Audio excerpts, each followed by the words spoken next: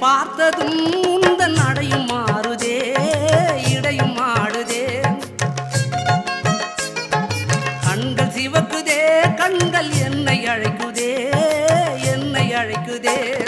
பாசத்தோடு கடிதம் ஒன்று எழுதி தரட்டுமா? என் இதய வாசல் உனக்கு மட்டும்